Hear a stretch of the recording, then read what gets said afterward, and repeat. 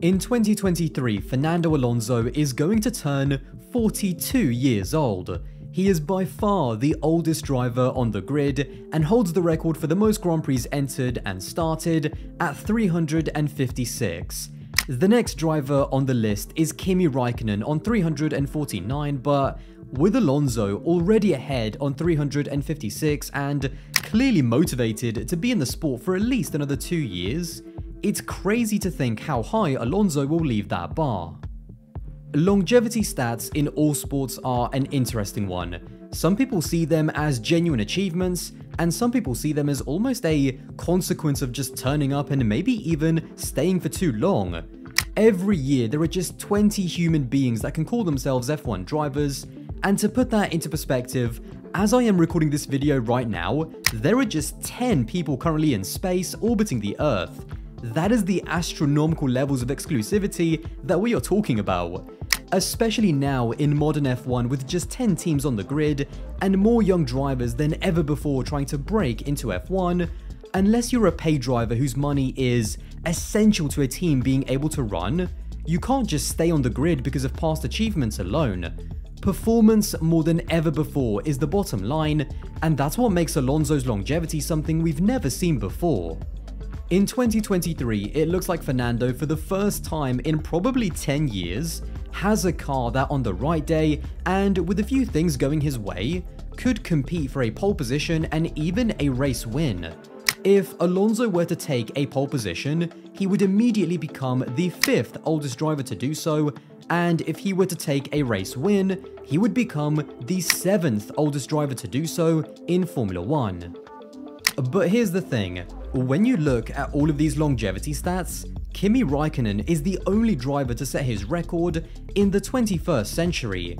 Most of these oldest driver records, and especially when it comes to the oldest Grand Prix winners, were all set by drivers from the 1950s. This is because when F1 started, racing drivers weren't really the same as what they are now. In the 50s, racing and Formula 1 in general was only really available for rich men who could afford to buy into the sport or pay a team to race one of their cars. That's why the oldest driver records are so saturated with drivers from the 50s and 60s, because back then, although there were a few exceptions, the majority of the people who could afford to be racing drivers were all in their 30s, 40s, and even early 50s in some cases. Throughout the 80s and especially the 90s, we transitioned into what I personally consider modern F1 drivers, and the first truly modern F1 driver to me was Michael Schumacher.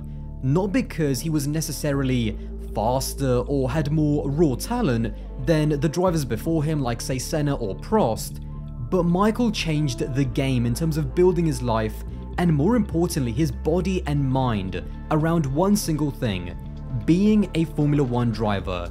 He was the first to have blood tests and use sports science to make sure that he could squeeze every last ounce out of his body and mind.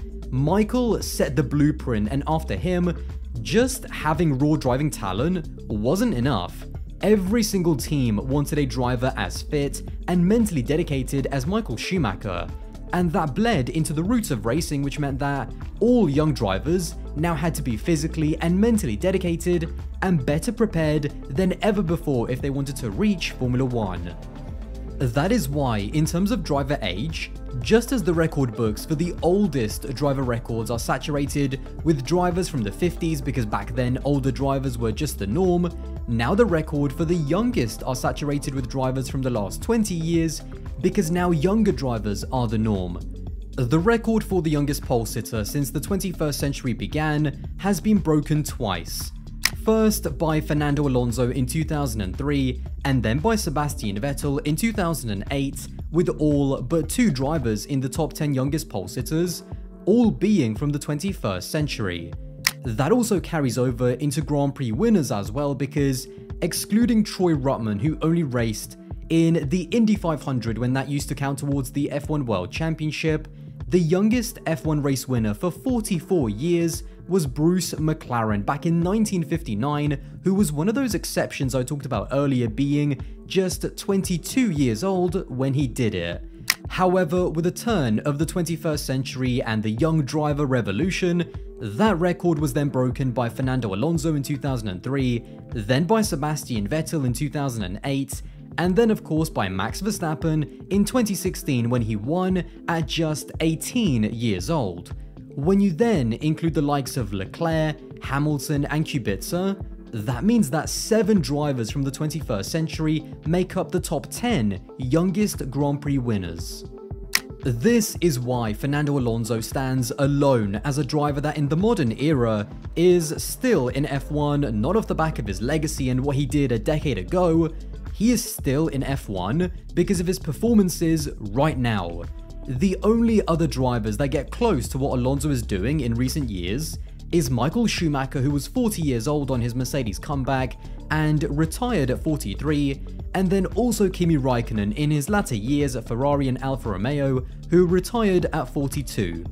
Even in their late 30s and early 40s, they definitely had moments where you could see exactly why they were so special and so good in their prime.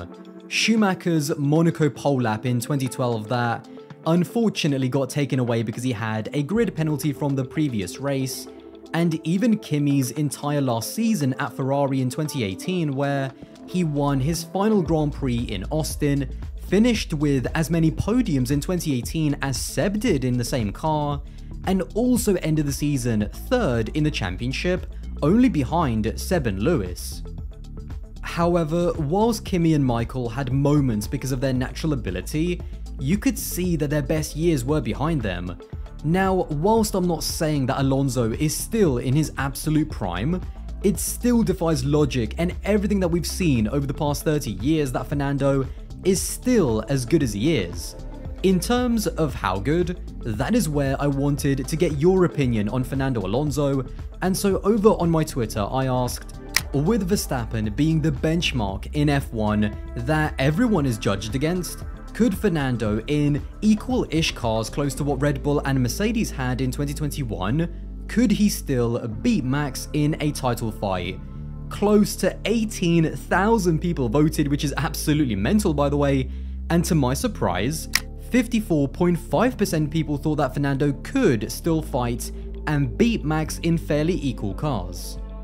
Now, whether you want to say that those numbers are maybe just a result of recency bias, sure, but I do also think that it proves that there is still a huge amount of people that don't just see Fernando as a 40-something-year-old F1 driver that's still on the grid because he won a few championships over a decade ago.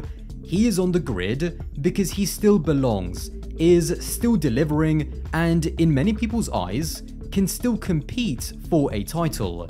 That is something that no one was ever saying about Kimi or Michael in their later years. As I said, they were still quality drivers on their day, but unlike Fernando, they weren't considered championship material at that point. To be considered as good as Fernando still is after the young revolution that we've seen in F1 since the turn of the millennium is why he's a driver that we've never seen before. We are into the unknown with Fernando, which means that the next question is, when is he going to start actually declining? Motivation is the #1 reason why, in my opinion, we see drivers decline. As David Coulthard once put it, you don't lose the speed, you lose the need. Most drivers towards the end of their careers lose motivation in different ways. Sometimes if they've been accustomed to getting race-winning cars, and then suddenly are only given midfield cars, the hunger just goes. Sometimes they get beaten by more motivated younger teammates, which compromises their place and confidence within their team, and then there's also the drivers who are content with what they've achieved and are just more motivated with stuff outside of F1. Fernando has had bad cars. Fernando, even last year, was beaten by a younger teammate, albeit I do think many people still saw him as the better and faster driver relative to Ocon, but at no point can anyone tell me that his motivation or even level of performance has ever really dipped too drastically despite all of that. He's gone through so many disastrous career moves, some self-inflicted and some that were not, that I am more shocked than anyone that Aston looks to be a genuinely good career move. And as motivated as Fernando was at Alpine on his return in 2021, when he realized how good the AMR23 is going to be, I feel like the 2023 car has just injected even more motivation and even more longevity into Fernando, as if he needed any more of that already. Fernando is a driver who still adds so much to the world of Formula 1, both on and off the track. On track, on results alone, he is still one of the absolute best drivers on the grid. And off track, Fernando is always going to be Fernando. As I've always said, whether you love him or you hate him, and trust me, there is plenty of people on both sides, he is absolute box office entertainment regardless. I honestly don't know how long Fernando is going to be as good as he is, because there is no other driver that we can compare him to in the modern era. He'll never have the career statistics of his peers, being already overtaken by Max in terms of all-time wins, but in a sport where your machinery dictates the level of success that you have so much, I think that his longevity is something to be celebrated and also enjoyed. He has still got plenty of racing left in him, and as far as when he's gonna stop, I am gonna leave that question to you.